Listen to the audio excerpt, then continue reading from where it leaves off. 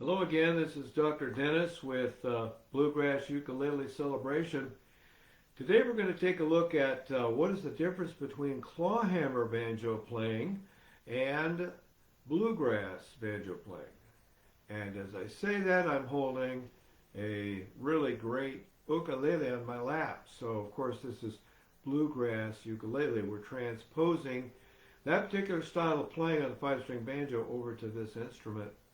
First of all, as we have said before in the past, a little bit of the history. Clawhammer can be traced directly back to West Africa, where there is an instrument, even as we speak today, contemporarily played, called the accompting.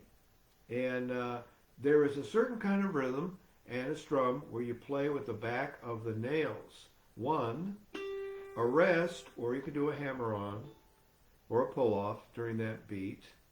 Third beat, strum down with the back of your nails. And then in the five-string banjo world, the fifth string is sounded. Here, we're sounding the fourth. And a modification of this that I learned from Pete Seeger's manual is sometimes you can pluck up on that first beat instead of coming down, but you still retain playing with the back of the nails when you strum down for the rest of that procedure. And it has a bumpditty sound. Listen to this.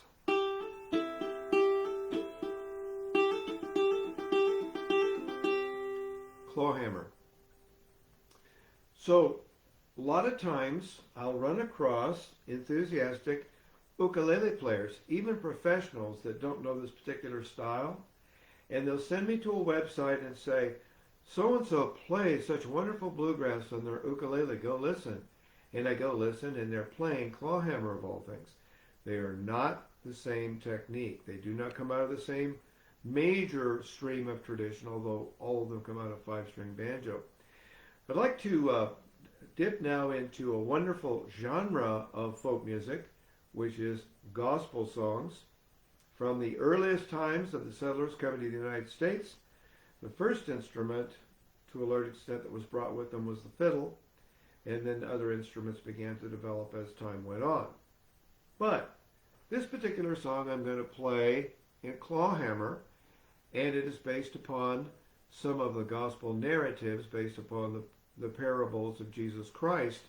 It's called Redeemed, and it's rather lively. So, clawhammer here on the ukulele, Get to be Redeemed.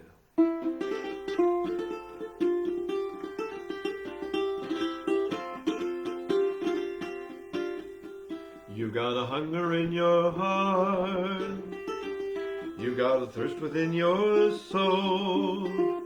Well, I'm gonna say, don't wait for another day, get to be redeemed. Well, if your days are dark and your night times are worse, you better read the good book, memorize you a verse.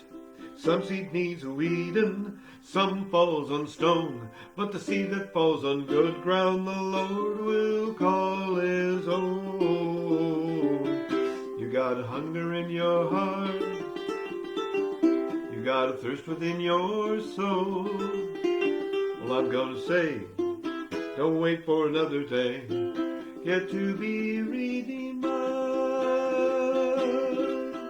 Well, old Noah built an ark, and they left down the line. But when the flood come, well, old Noah was fine. What if it should flood now? Gabriel blow his horn. Where'd you hide your guilty hands with all your pockets gone? You got a hunger in your heart, you got a thirst within your soul. Well, I'm gonna say, don't wait for another day, get to be redeemed. Well, there's confusion here, and the wicked seem to win, but the Lord's keeping tally on the wages of sin. Whereabouts is your profit? What good is your gold if you win the whole wide world and lose your everlasting soul? Hey, you got a hunger in your heart, you got a thirst within your soul. Well, I'm gonna say, don't wait for another day. Get to be redeemed.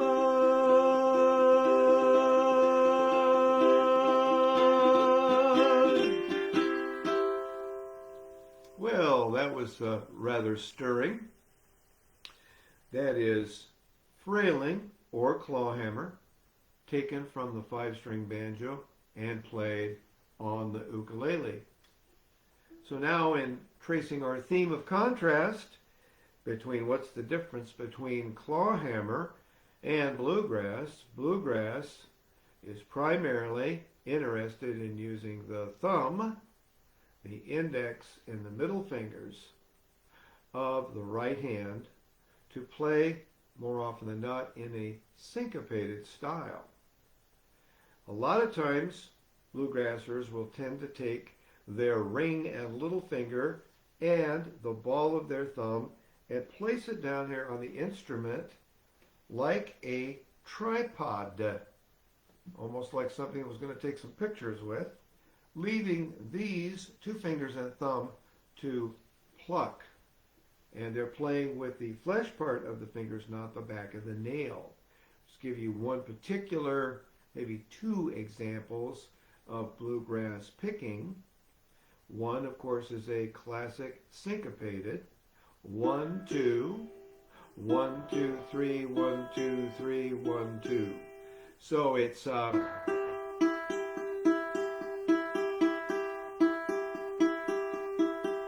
if you speed that up and you do a simple little hammer on with your left hand, you end up with Foggy Mountain Breakdown intro. Yeah, there we go. Does sound a lot different from clawhammer. Also, there's what's called the alternating thumb, or Pete Seeger used to call it double thumbing, in which your thumb is going to the 3rd string and back to the 4th string as you play this. I'm now naming the names of the strings. 3, 2, 4, and 1. Michael rowed the boat ashore. Hallelujah. Michael rowed the boat ashore. Hallelujah.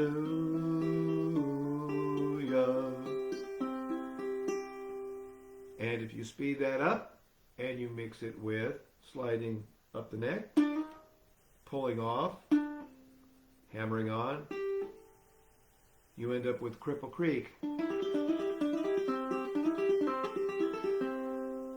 So all bluegrass are simple little techniques that are memorized to where the neuronal function of your brain, coming down through your spinal column, through your forearm, wrist, and into your fingers, goes on automatic, and you can play that thing, and you can speed it up. Start from slow, you smooth it out, and then you begin to move upward as you work on this particular technique.